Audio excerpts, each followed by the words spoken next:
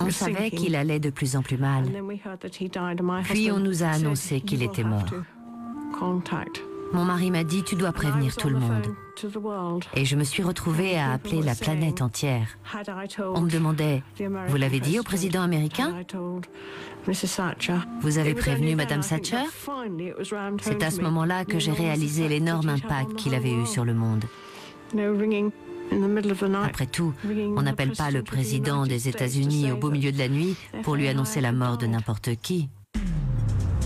Friedrich Hayek était un génie de l'économie. Pour de nombreux hommes et femmes qui ont façonné le monde dans lequel nous vivons, c'est une source d'inspiration. De temps en temps, Margaret Thatcher fouillait dans son sac et en ressortait un petit morceau de papier avec une citation dessus. Et parfois, il s'agissait d'une citation de Hayek. Pendant plusieurs générations, les dirigeants occidentaux n'ont juré que par une idée économique unique, le marché libre. Après la crise financière, cette doctrine a été mise à mal et notre foi est ébranlée comme jamais auparavant. Mais ce chaos a permis à un grand visionnaire de renaître de ses cendres. Les théories de Friedrich Hayek n'ont peut-être jamais semblé plus d'actualité. Nous sommes à un tournant de l'histoire où les idées de Hayek méritent vraiment d'être écoutées.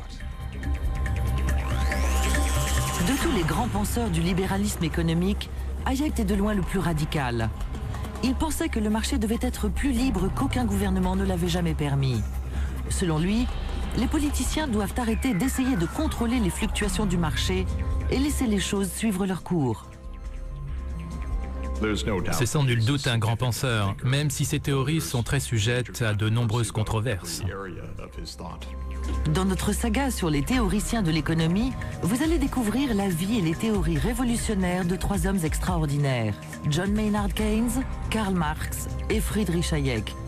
Tous ont vu le monde changer de façon spectaculaire et devenir de plus en plus complexe et interconnecté.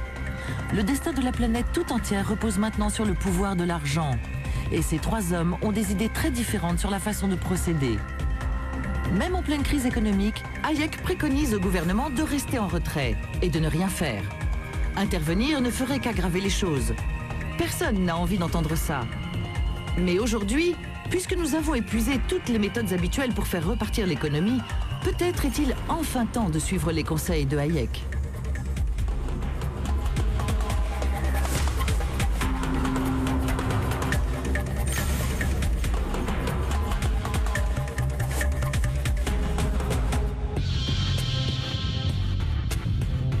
Le monde est encore sous le choc de la crise financière de 2008. La peur est palpable ici. Le Dow Jones a connu ses 5 pires journées en 5 ans. Jusqu'à cette crise, les dirigeants occidentaux pensaient que le libre marché était le meilleur moyen de créer de la richesse. Mais dans leur version de l'économie de marché, inspirée par des penseurs tels que Milton Friedman, ils pensent que si les choses tournent mal, ils peuvent intervenir et ajuster le système pour que tout rentre dans l'ordre. Aujourd'hui, les disciples de l'économiste autrichien Friedrich Hayek estiment que c'est cette arrogance qui nous a mis dans le pétrin et que si nous voulons en sortir, nous devons enfin nous en remettre à la seule théorie qui vaille.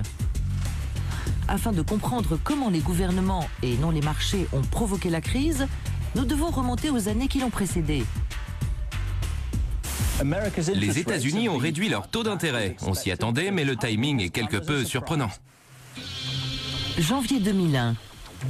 La Réserve fédérale des États-Unis réduit les taux d'intérêt afin de relancer la croissance. Ces motivations sont les mêmes que toutes les banques centrales dans la même situation. Permettre aux entreprises et aux ménages d'emprunter plus facilement et de chercher des investissements rentables. Comme vous pouvez l'imaginer, le président est ravi. C'est le genre de mesure que les chefs d'État attendent de la part des banques centrales en période de difficultés économiques. I think the cut was needed. It was a strong statement that measures must be taken to make sure our economy does not go into a tailspin. S'il avait été en vie, Friedrich Hayek aurait considéré que la décision de la Réserve fédérale des États-Unis de baisser les taux d'intérêt, loin d'éviter les problèmes, a semé les graines de la crise financière actuelle. Hayek croyait que presque toutes les interventions du gouvernement dans l'économie, du sauvetage des entreprises en difficulté à la régulation des tarifs douaniers en passant par la manipulation des taux d'intérêt, étaient vouées au désastre. Après 2001, la Réserve fédérale des États-Unis continue à faire baisser les taux d'intérêt du pays, nourrissant ainsi un boom immobilier qui a fini par devenir hors de contrôle. Début 2007, la bulle immobilière américaine éclate, marquant le début de la crise financière mondiale, comme Hayek l'aurait prédit. Beaucoup pensent que personne n'aurait pu prévoir ces événements et que nous n'aurions rien pu faire pour les empêcher. C'est totalement faux. Ce qui se passe en ce moment, des hommes comme Hayek, eux, l'avaient prédit. À première vue, la théorie d'Hayek sur la crise n'a rien de révolutionnaire. Vous n'êtes pas dupe. Pour vous, l'argument selon lequel la Fed aurait en partie provoqué la crise en fixant des taux d'intérêt trop bas, poussant tout le monde à trop emprunter, c'est du déjà-vu. Mais Hayek va plus loin. La Fed n'a pas seulement fait une erreur de calcul en fixant les taux d'intérêt, mais surtout la fixation des taux d'intérêt ne devrait absolument pas être de sa compétence. C'est ce rejet radical du rôle de l'État dans la régulation du marché qui différencie Hayek des autres penseurs du libéralisme économique. Il pensait que si les gouvernements laissaient le marché se réguler tout seul, ce dernier ne s'en porterait que mieux. Ce n'est pas Greenspan qui a demandé à la Fed de baisser les taux d'intérêt à 1%. C'est le gouvernement. C'est du contrôle des prix. Le gouvernement américain fixe les taux d'intérêt de la même façon que l'Union soviétique fixait le prix du pain et de l'essence. C'est au marché de réguler les taux d'intérêt, pas au gouvernement. Et si ça avait été le cas, ces derniers auraient été bien plus élevés et nous n'aurions pas eu tous ces problèmes. Friedrich Hayek est né à Vienne en 1899. C'est dans son enfance que naît sa foi inébranlable en un marché libre débridé. À l'époque, la capitale autrichienne fourmillait d'intellectuels, tels que Freud et Wittgenstein, dont beaucoup devinrent amis avec Hayek. Peu de gens ont vu ces photos de famille.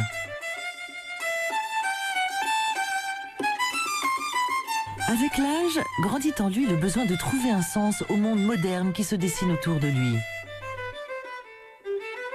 À 13 ou 14 ans, j'ai commencé à harceler tous les prêtres que je connaissais pour qu'ils m'expliquent ce qu'ils entendaient par Dieu.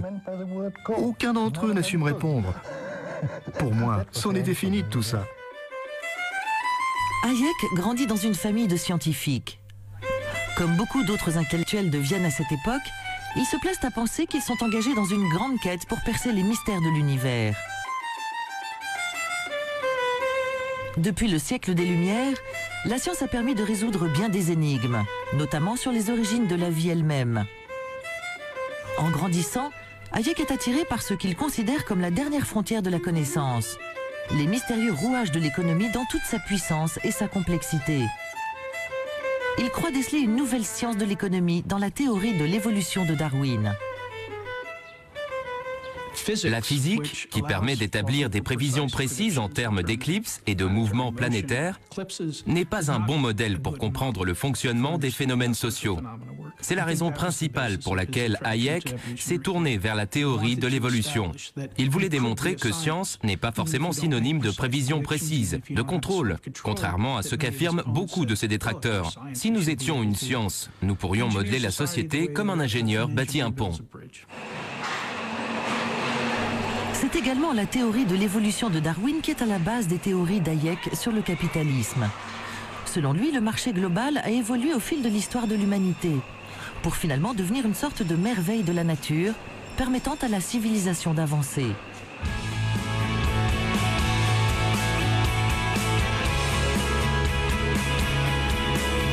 Hayek voit le marché comme un système de télécommunications traitant des milliards d'informations sur nos besoins, nos désirs et les ressources dont nous avons besoin pour les assouvir.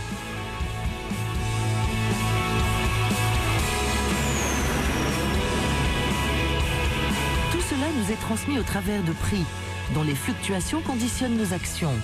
Pour Hayek, c'est tout simplement merveilleux. Et selon lui, plus le marché est libre, mieux il fonctionne.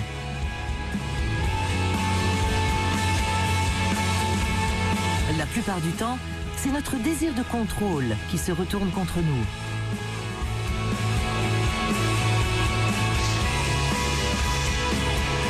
Hayek pense que l'intervention de l'État pourrait compromettre le bon fonctionnement du marché en transmettant des signaux biaisés aux acheteurs et aux vendeurs, et estime que le contrôle de la masse monétaire par le gouvernement pourrait avoir des conséquences désastreuses.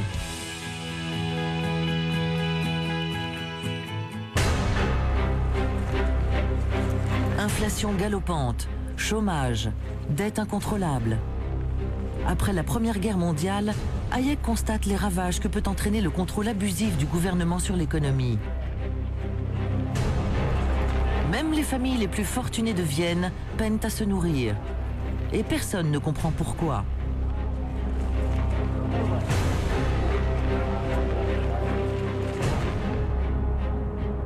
Après la guerre, le gouvernement autrichien se retrouve avec d'énormes dettes et de faibles recettes fiscales.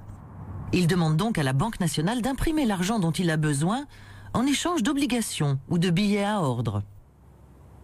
Ce qu'ignorent encore les hommes aux commandes des planches à billets et leurs dirigeants politiques, c'est qu'ils ne sont pas uniquement en train de créer de l'argent, mais également de l'inflation. La masse monétaire du pays augmente. Les gens ont donc plus d'argent à dépenser. Mais la quantité de biens en circulation, elle, reste plus ou moins inchangée. Résultat, les prix flambent et l'inflation s'installe. En fait, la situation se détériore à tel point que le taux d'inflation du pays atteint les 10 000%. Le patrimoine financier du pays part en fumée. Ceux qui avaient un emploi continuent à travailler, mais ne peuvent plus se permettre d'avoir des domestiques. Tous ces gens se retrouvent donc sans emploi du jour au lendemain. Avec une économie en piteux état, la Banque centrale autrichienne tente de combattre le feu par le feu. En été 1922, les prix doublent chaque mois. Pour tenter de suivre le rythme, les banquiers impriment des billets avec de plus en plus de zéros, afin de refléter ce qui se passe dans les magasins. À la fin, ce billet de 500 000 couronnes permettait à peine d'acheter un morceau de pain. Bien entendu, le fait d'injecter de plus en plus d'argent dans l'économie n'a fait qu'empirer les choses. Et les responsables de cette crise, ce sont les politiciens autrichiens. Ils imprimaient des billets pour régler leurs dettes depuis le début de la Première Guerre. Et ne comprenaient pas que ça les mènerait tout droit vers l'inflation. C'est l'ignorance qui a causé cette crise. Après avoir vu son pays à genoux, Hayek conservera une peur presque viscérale de l'inflation pour le reste de sa vie. Une peur que la Banque centrale autrichienne ressent encore aujourd'hui.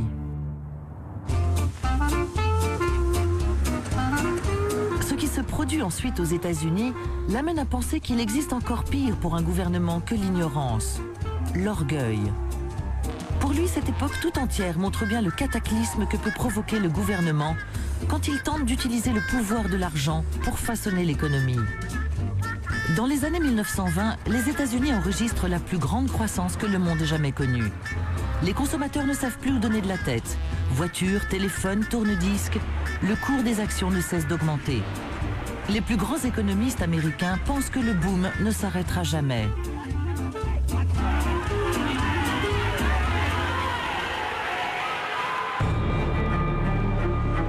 Début 1929, en Autriche, Hayek est convaincu qu'il se trompe du tout au tout. Nommé directeur du récent Institut autrichien pour la recherche économique, ce travail consiste à comprendre pourquoi l'économie a toujours oscillé entre expansion et récession. Il appelle ça le modèle du 19e siècle, bien que ce phénomène soit loin d'appartenir uniquement au passé. L'Institut est basé dans la Chambre de commerce de Vienne. Là, Hayek développe sa nouvelle théorie sur les cycles expansion-récession ainsi qu'une toute nouvelle vision du marché.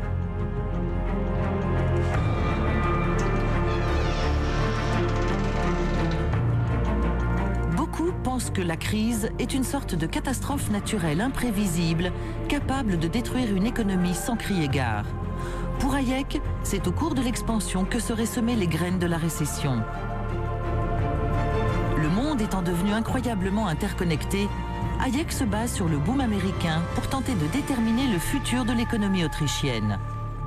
Chaque mois, il rédige un rapport sur l'état de l'économie européenne.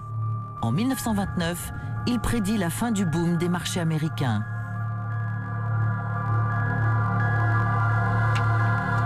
Et il a raison. En octobre 1929, Wall Street s'effondre et les années folles laissent place à la tourmente.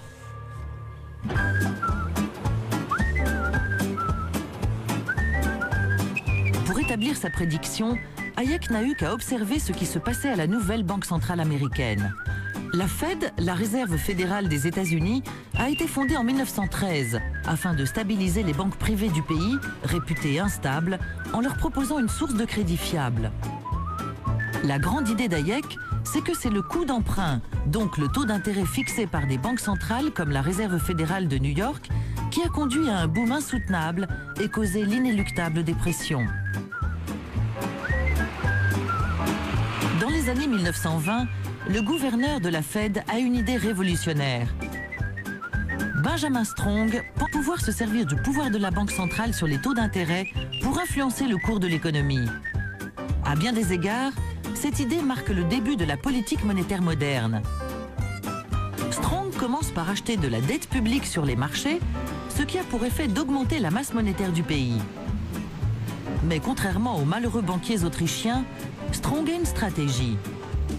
Là, la Fed n'achète pas de bons du Trésor pour rembourser ses dettes, mais pour injecter de l'argent sur le marché et maintenir les taux d'intérêt à des niveaux très bas, afin d'encourager les particuliers, les ménages et les entreprises à emprunter aux banques. Et cela fonctionne. Steel up, utilities up, motors up, radio way up, everything up, up, up. L'intervention de Strong a vraiment ouvert la voie au système financier actuel. Grâce à tous les crédits qu'il crée, le cours des actions ne cesse d'augmenter. Les taux d'intérêt sont si bas que beaucoup empruntent pour acheter des actions. D'autres investissent massivement dans l'immobilier. La Fed espère que son intervention va permettre de pérenniser le boom. Mais Hayek pense que la politique de Strong va inévitablement mener à la crise. Pour lui, le faible coût d'emprunt envoie de mauvais signaux aux investisseurs. En effet, le bas niveau des taux d'intérêt laisse croire que le pays épargne davantage, que les banques débordent d'argent qui n'attend qu'à être prêté, puis investi. C'est faux. Don't sell America short. Why, man, we've scarcely started. Quand la Réserve fédérale détecte les premiers signes d'avertissement, il est déjà trop tard. Over $14 billion go with them, and so goes the confidence of a nation. Wall Street lays the money. La crise a éclaté quand les taux d'intérêt ont augmenté et quand les investisseurs ont commencé à réaliser que les banques n'avaient pas assez d'argent pour faire face à leurs engagements. The jazz age is over. All over.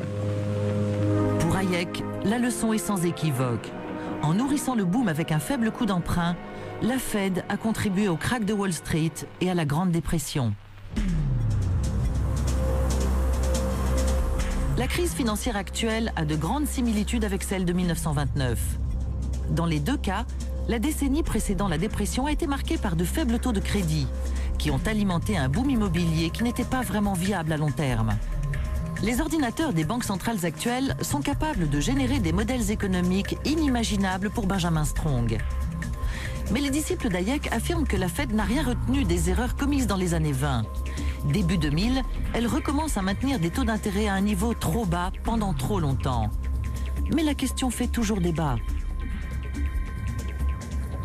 Le rôle du président de la Fed est de faire en sorte que, quoi qu'il arrive, la Fed continue à battre son plein. Pas de couper la musique, même si en réalité, c'est à ça que son travail devrait consister. La Fed devrait être indépendante, mais ce n'est pas le cas. Elle agit de concert avec le gouvernement afin d'essayer de maintenir une prospérité illusoire. Les taux d'intérêt étaient très faibles, notamment parce que les pays excédentaires, comme la Chine, pour ne citer qu'elle, avaient beaucoup d'argent qu'ils étaient tout à fait disposés à prêter à taux bas. Dans ces conditions, comment les Américains auraient-ils pu imposer des taux plus élevés ? Si c'est uniquement la faute de la Fed, alors pourquoi est-il arrivé exactement la même chose en Europe? Même si elle avait effectivement fait une erreur en fixant les taux d'intérêt, ce n'est pas ça qui aurait causé la crise. Les responsables, ce sont les marchés déréglementés, ces cow-boys de la finance. Le krach de 1929 a des répercussions dans le monde entier. Crise bancaire, terrible dépression aux États-Unis et dans la plupart des pays européens. Hayek persiste à dire que c'est à cause des taux d'intérêt restés trop bas pendant le boom. Mais quelques années plus tard, un autre penseur du libre marché entre en jeu, Milton Friedman. Il tient un discours aux antipodes de celui d'Hayek. Pour lui, la Fed n'a pas injecté trop d'argent dans le système, mais au contraire, trop peu. Encore aujourd'hui, c'est cette version que retiennent la plupart des politiciens et économistes. Hayek se trompe sur toute la ligne. Ce ne sont pas de mauvaises spéculations dues au boom du crédit qui sont responsables de la Grande Dépression des années 1930 et de ses conséquences catastrophiques. Il s'agit d'un effondrement désastreux du secteur bancaire qui n'a rien à voir avec de soi-disant spéculations hasardeuses. Alors que la dépression s'installe, Hayek est invité à donner une série de conférences à la London School of Economics, la LSE. La LSE espère ainsi couper l'herbe sous le pied de sa grande rivale, Cambridge, dont la nouvelle théorie économique fait couler beaucoup d'encre. À l'origine de cette approche, John Maynard Keynes.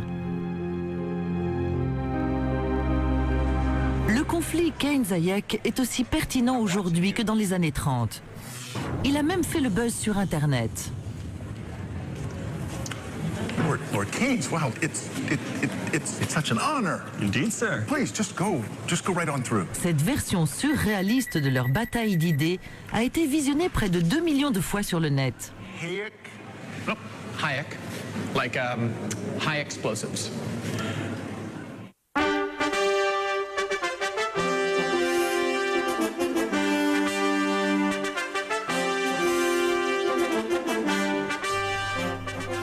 L'adversaire d'Hayek, Keynes, joue dans la catégorie des poids lourds.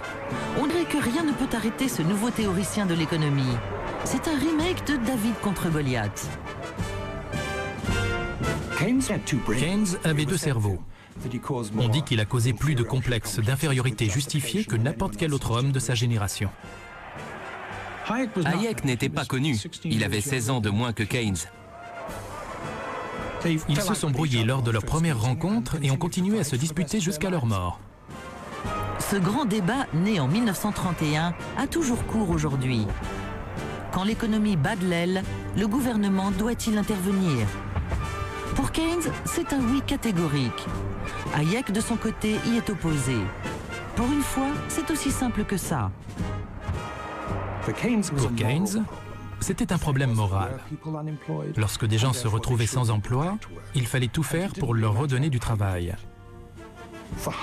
Hayek, lui, voyait les choses différemment. Selon lui, on n'en savait pas assez sur l'économie. Et par conséquent, jouer à l'apprenti sorcier entraînerait forcément des effets indésirables, encore pires que les problèmes que l'on essayait de régler au départ.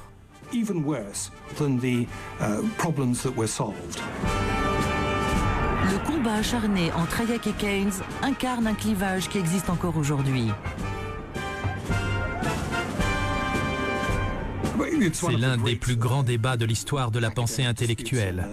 Elle a inspiré les différences entre la droite et la gauche actuelle, entre ceux qui veulent intervenir dans l'économie et ceux qui préfèrent la laisser suivre son cours.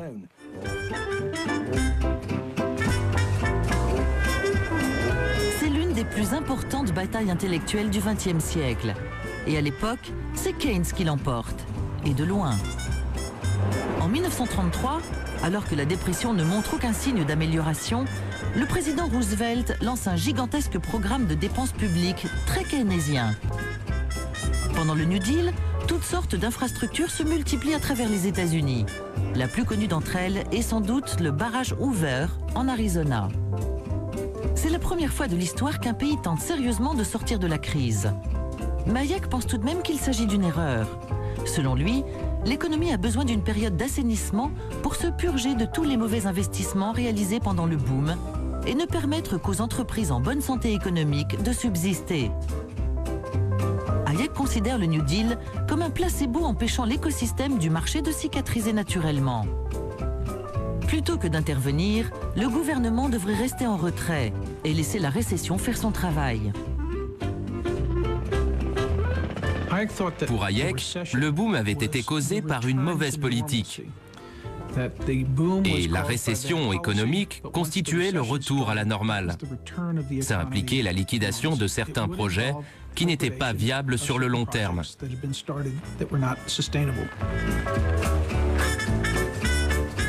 Mais au beau milieu de la pire crise que le capitalisme ait jamais connue, la pilule est un peu dure à avaler pour les politiciens. Hayek est ignoré.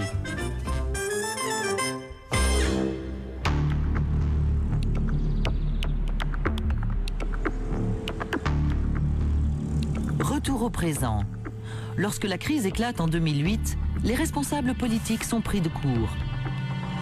Après la fermeture de la Lehman Brothers, l'une des plus célèbres banques d'investissement, le gouvernement américain se tourne immédiatement vers Keynes, afin d'essayer d'endiguer le problème. Et il ne fait pas les choses à moitié. Investissant des centaines de milliards de dollars pour soutenir les banques, les compagnies d'assurance et même les plus grands constructeurs automobiles du pays, et ainsi leur éviter la faillite. Apparemment, une grande purge de l'économie, comme l'aurait préconisé Hayek, n'est pas à l'ordre du jour. Le fait que nous ayons besoin d'une récession ne me réjouit pas, bien au contraire. Mais si le gouvernement n'avait pas interféré avec l'économie, nous n'aurions jamais connu cette croissance illusoire. En d'autres termes, si nous n'avions pas pris de drogue, nous n'aurions pas eu besoin de cure de désintoxication. Pendant cette période de 2008, dans le monde entier, les gens étaient terrifiés de voir la récession se transformer en dépression.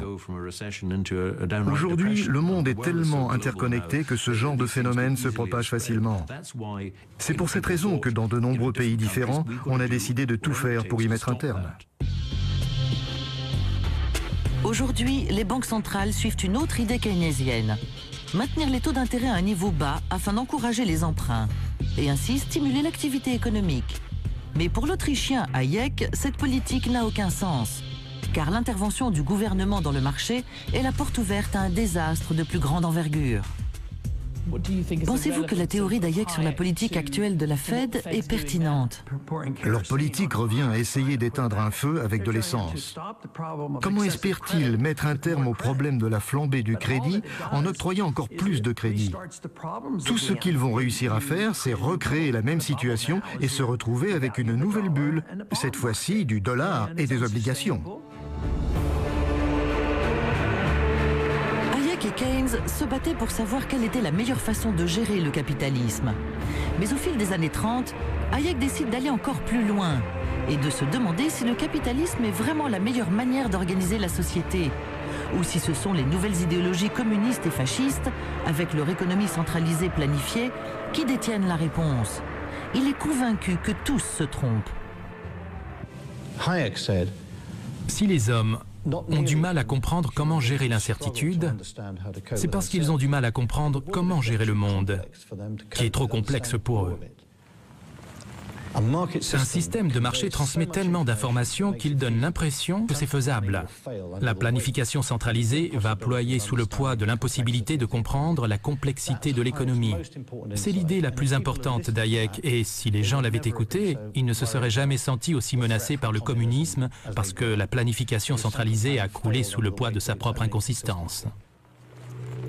Hayek a compris les coûts économiques d'une planification centralisée. Mais la Seconde Guerre mondiale l'incite à se pencher sur les implications politiques. Bien entendu, il ne veut pas que les Alliés perdent. Mais quand il voit à quel point l'effort de guerre affecte l'économie, il est inquiet de voir ce qui adviendra s'ils gagnent. À quoi bon battre les nazis si c'est pour découvrir que notre liberté est désormais aux mains d'une armée de bureaucrates? Quand la Seconde Guerre mondiale éclate, le gouvernement britannique prend le contrôle de l'économie et concentre sa puissance sur l'effort de guerre. Hayek craint qu'il ne lâche plus jamais prise. Après 1945, beaucoup souhaitaient maintenir la politique d'économie planifiée mise en place pendant la Seconde Guerre mondiale.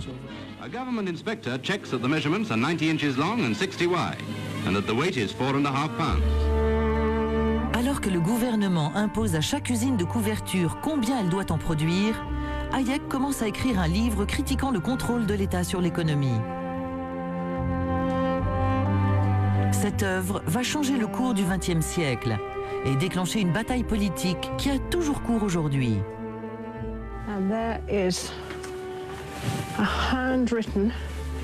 Ce cahier d'écolier contient une copie manuscrite de l'œuvre de mon beau-père, La route de la servitude.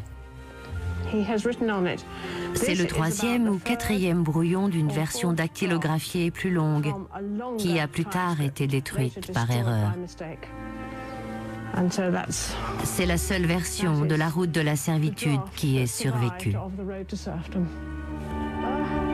Dans La route de la servitude, Hayek aborde un argument moral. Le gouvernement tenterait de contrôler l'économie pour réduire son peuple en esclavage. Plus on accorde de pouvoir à l'État, moins on a de liberté, d'abord économique, puis politique. Cette érosion progressive de la liberté politique pousse le peuple à réclamer un homme de poigne, un dictateur, afin de rétablir l'ordre, ce qui mène inexorablement au totalitarisme. L'ouvrage est dédicacé aux socialistes de tous les partis. Ça, il était tellement... La route de la servitude est publiée en Angleterre en 1944, sans tambour ni trompette. Mais de l'autre côté de l'Atlantique, c'est très différent. En avril 1945, Hayek donne une courte série de conférences dans des universités américaines. Avant son arrivée, un long extrait du livre est publié dans le Reader's Digest, qui compte plus de 8 millions d'abonnés. La mise en garde d'Hayek contre le grand méchant gouvernement trouve un écho auprès de nombreux Américains. La route de la servitude correspond parfaitement à la notion d'individualisme à l'américaine, au sentiment que n'importe qui peut devenir millionnaire s'il s'en donne les moyens, et à l'anxiété héritée des pères fondateurs, qui se demandaient si le gouvernement fédéral empiétait trop sur le pouvoir des États. Après la guerre, avec l'avènement de l'État-providence, le champ d'action du gouvernement grandit dans le monde occidental. Dans son livre, Hayek explique pourquoi la situation a dégénéré. Il propose une vision alternative qui est, selon moi, très pertinente. Pour faire simple, il s'agit de la liberté dans l'état de droit. Ce qu'il a voulu exprimer dans son livre, et qu'il a d'ailleurs fini par dire dans les années 1960, c'est que la mise en place d'un État-providence altérerait la santé de la démocratie. Je pense que c'est l'un des points sur lesquels il s'est lourdement trompé, même si cette partie de sa pensée est encore très populaire auprès de bon nombre de ses disciples libertariens. En fait, Hayek est en faveur de la mise en place d'un filet de sécurité par l'État. Mais ses partisans actuels n'en font que peu de cas. Le socialisme est bien plus développé aujourd'hui qu'à l'époque où il a écrit son livre. Il s'infiltre lentement dans l'économie et nombreux sont ceux qui ne remarquent rien jusqu'au jour où on n'est plus sur la route de la servitude, mais au bout du chemin. Prenez l'Angleterre victorienne. C'était un marché libre, avec très peu d'intervention gouvernementale. Vous croyez vraiment qu'en 1870, le citoyen lambda se sentait libre? Je pense qu'en raison de l'extrême précarité des pauvres, obligés de constamment flatter la classe supérieure pour s'assurer une petite chance de survie, c'était une époque de servilité, de soumission. Donc, à mon avis, il y a plus de liberté et de dignité dans un État-providence modéré que dans le paradis libertarien d'Hayek.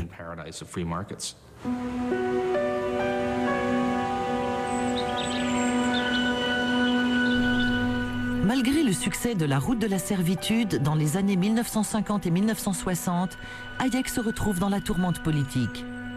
Les gouvernements du monde occidental accueillent avec enthousiasme les idées du grand rival d'Hayek, John Maynard Keynes. La nouvelle doctrine capitaliste prône l'intervention de l'État dans l'économie. Le cours de l'histoire a joué contre Hayek. Il a sombré dans la dépression. Personne ne l'écoutait ni ne lisait ses livres. Il avait l'impression que l'Angleterre allait passer à gauche. Il avait choisi d'être britannique et en tant qu'économiste, il voyait bien que tout allait de travers. Mais en 1974, Esca reçoit un coup de téléphone. C'est l'homme qui avait invité Hayek à la London School of Economics 40 ans auparavant pour affronter Keynes. J'ai reçu un appel de Lionel Robbins. Il m'a demandé « Vous êtes bien assise ?» J'ai répondu « Oui ». Et il m'a annoncé que Friedrich avait reçu le prix Nobel d'économie. C'est comme s'il avait été fait chevalier. Le prix Nobel, rien que ça. Le 10 décembre 1974, à Stockholm, Friedrich von Hayek reçoit le prix Nobel. Un véritable tournant pour lui. Il était déprimé, il approchait de la retraite, et soudain, c'est comme si sa vie recommençait. Tout lui souriait.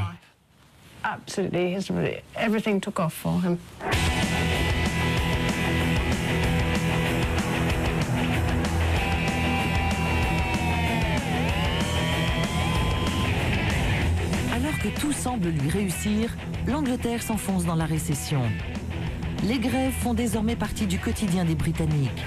Le consensus keynésien d'après-guerre s'effondre.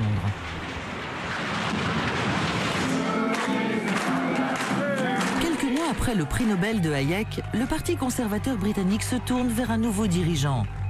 La montée au pouvoir de Margaret Thatcher place Hayek sur la scène politique pour la première fois.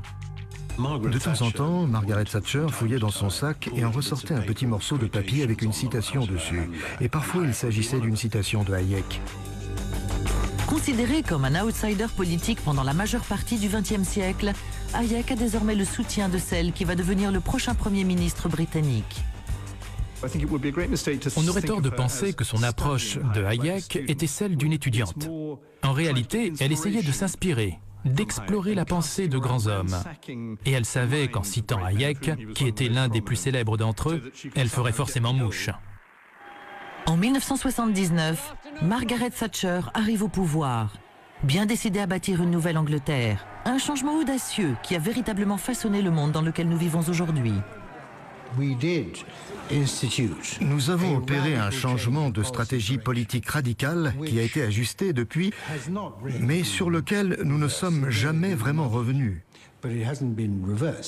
Elle fait écho au discours que tenait Hayek dans les années 1940, quand il disait que nous étions engagés sur la route de la servitude et que nous devions emprunter un tout autre chemin. Sous le slogan « Rolling back the state », Margaret Thatcher entreprend de réduire le rôle de l'État. Les entreprises publiques sont privatisées, les dépenses et les taxes publiques réduites. Le gouvernement n'a presque plus de contrôle sur le marché, les prix, les salaires, les dividendes et les échanges internationaux. L'Angleterre quitte la route de la servitude. Nous étions vraiment sur la même longueur d'onde que Hayek. Nous n'étions pas là à feuilleter son œuvre pour y dénicher de bonnes idées pour le gouvernement. Nous avions simplement la même vision des choses. C'est dans le conflit opposant les conservateurs aux syndicats britanniques que se dessine le meilleur aperçu du monde actuel. Margaret Thatcher souhaite mettre un terme à l'influence des syndicats qu'elle considère comme envahissante. Mais comment ne pas se mettre à dos la population entière? C'est dans la philosophie d'Hayek qu'elle trouve la réponse. Elle place la liberté au cœur du débat. Il ne s'agit pas de dire que les ouvriers sont épouvantables et qu'il faut les écraser, mais qu'ils sont opprimés par leurs dirigeants syndicaux.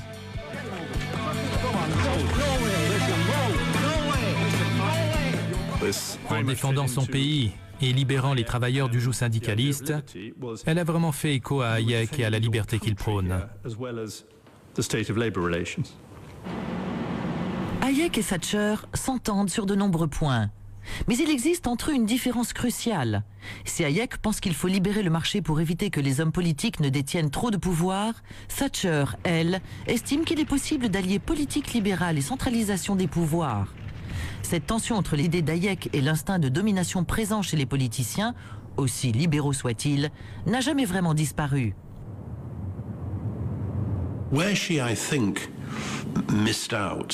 Je pense que Margaret Thatcher a sous-estimé l'importance des institutions et de l'existence d'un contre-pouvoir au sein de la société.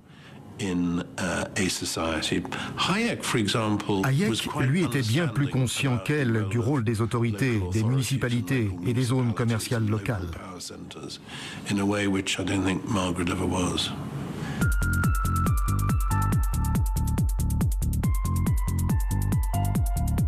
L'influence politique d'Hayek atteint son paroxysme en 1986, quand le gouvernement Thatcher supprime la plupart des régulations qui brident la City. Le Big Bang libère les marchés financiers, donnant ainsi naissance au vaste système mondial interconnecté que nous connaissons aujourd'hui. Mais ce n'est pas exactement la vision libérale du marché dont rêve Hayek. Les disciples d'Hayek diraient que les dérégulations du système financier nées dans les années 1980 et 1990 ont joué un grand rôle dans la crise. Car le marché n'a jamais été entièrement libre. En promettant implicitement aux institutions financières de voler à leur secours si jamais les choses tournent mal, les gouvernements ont faussé la donne. Dans le capitalisme tel que nous le connaissons aujourd'hui, il semblerait que les institutions financières qui ont provoqué la récente crise aient tous les droits, sauf celui d'échouer. C'est le problème du too big to fail. Face, les banques gagnent, pile, le contribuable perd. C'est toujours le même pari, encore et encore. Sauf qu'à chaque fois, la mise augmente. Et les institutions financières savent pertinemment que si elles perdent, les gouvernements n'auront pas d'autre choix que de voler à leur secours et de les renflouer. C'est ça qui pose problème et qui doit être stoppé. Les banques n'ont pas droit à l'erreur, c'est un fait. Mais est-ce un facteur significatif de l'envolée du crédit? Rien ne le prouve. Il est vrai que notre système est biaisé par le fait que les grosses banques ne peuvent pas se permettre d'échouer. Néanmoins, je ne pense pas que ce soit ça qui ait causé la crise. À mon avis, elle résulte d'une incapacité générale à appréhender les risques.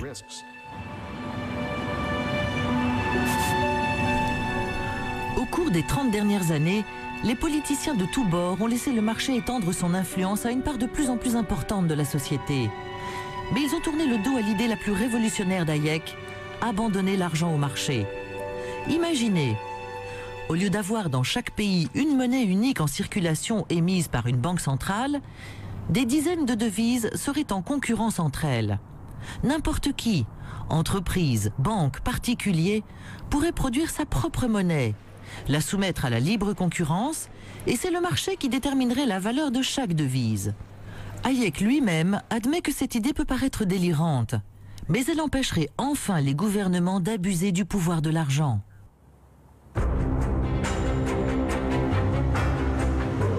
Aux États-Unis, un homme a tenté de suivre ce précepte. Il a pris l'idée la plus controversée d'Hayek et l'a mise en application.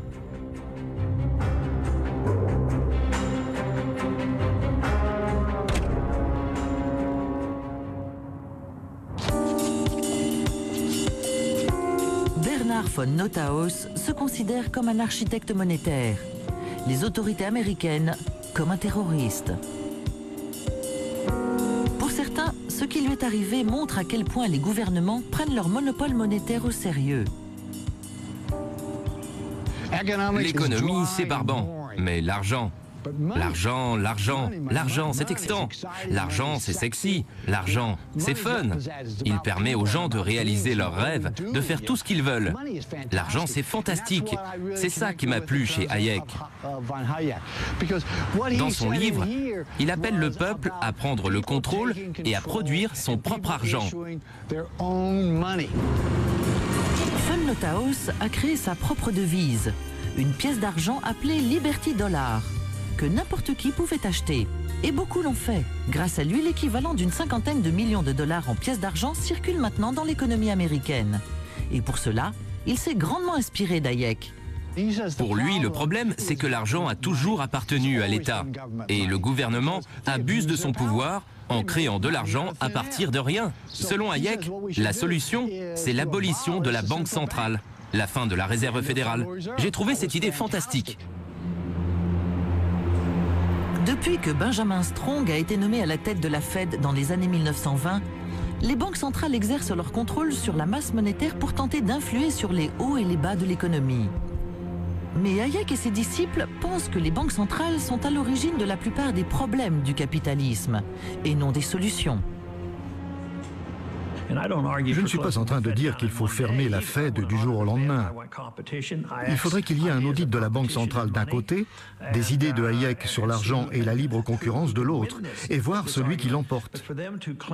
Mais le vrai problème, c'est que les banques centrales revendiquent le monopole et nous empêchent de mettre en place une économie de marché privé. C'est une vision utopique qui nous renvoie à l'âge d'or où les monnaies et les hommes étaient libres. Pendant une longue période, le gouvernement américain n'avait pas le monopole monétaire. Il y avait tout un système de banques non réglementées qui émettaient des devises en concurrence les unes avec les autres. Système très enclin aux crises financières. Donc l'histoire a montré que la libre concurrence des monnaies n'est pas la solution. Peut-être. Mais l'histoire a également prouvé que le contrôle du marché par le gouvernement n'était pas non plus une franche réussite. Pour Hayek, la vraie utopie, c'est croire que les banques centrales, et n'importe qui d'autre d'ailleurs, pourront un jour saisir la complexité étourdissante de notre économie moderne. Hayek dit que puisque le gouvernement n'est pas compétent dans ce domaine, il ferait mieux d'abandonner. D'arrêter d'intervenir dans la politique monétaire, ou de ne plus avoir de banque centrale si on pousse le raisonnement à l'extrême. C'est du rêve.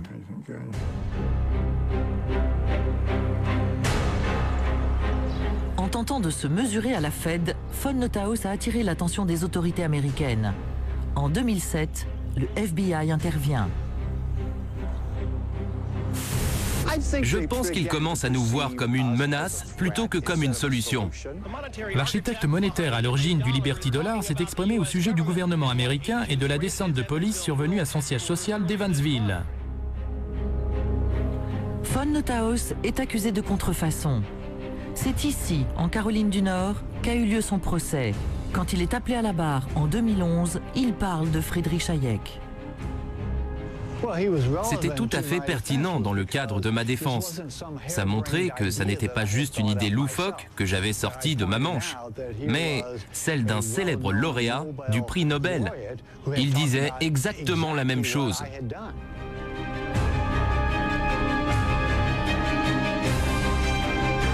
Bernard von Noothaus a été reconnu coupable et encourt une peine de plus de 20 ans de prison.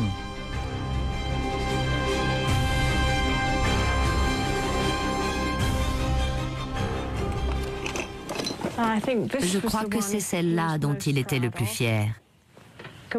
L'ordre des compagnons d'honneur, remis par la reine Elisabeth II à Buckingham Palace en 1984. Il était fou de joie quand il le reçut. Vers la fin de sa vie, Friedrich Hayek est acclamé par tous.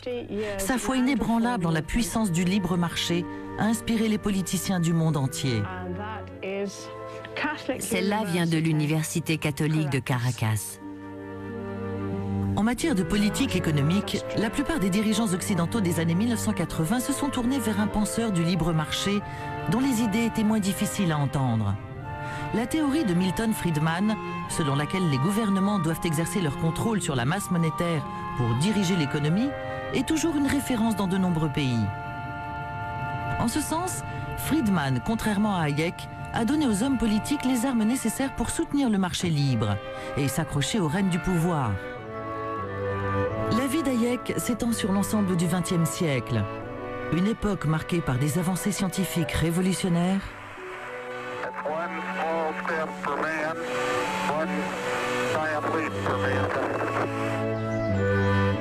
mais également par des désastres économiques sans précédent.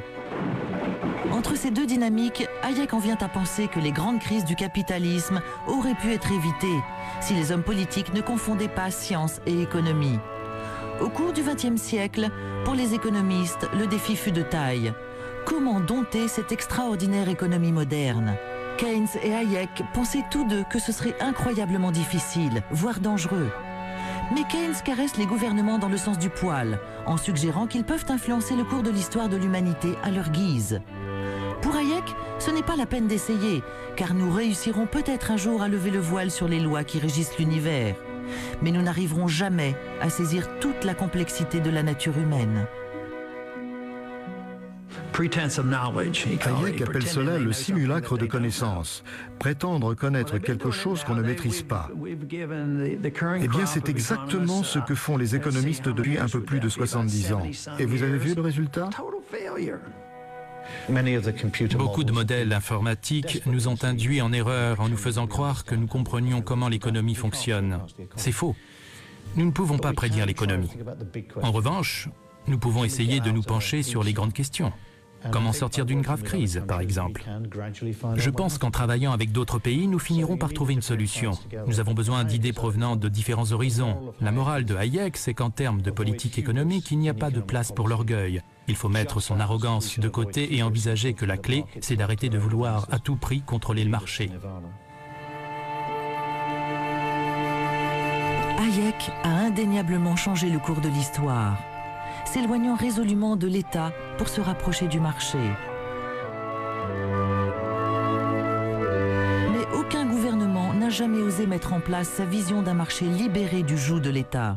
Et quand le capitalisme a dû faire face à son plus grand défi depuis les années 1930, les politiciens se sont précipités pour protéger le marché contre lui-même. D'ailleurs, le grand débat actuel n'est pas de savoir si le gouvernement en fait trop pour soutenir l'économie, mais s'il en fait assez. Aujourd'hui, le conseil d'Hayek semble plus difficile à suivre que jamais. L'économie mondiale ne s'est toujours pas remise des effets de la crise financière. Hayek dirait « Les gouvernements doivent prendre du recul, démonter la machinerie qu'ils ont conçue pour guider l'économie, souffler un bon coup et attendre que ça passe. » Mais franchement, connaissez-vous beaucoup de politiciens qui accepteraient un jour de suivre ce conseil ?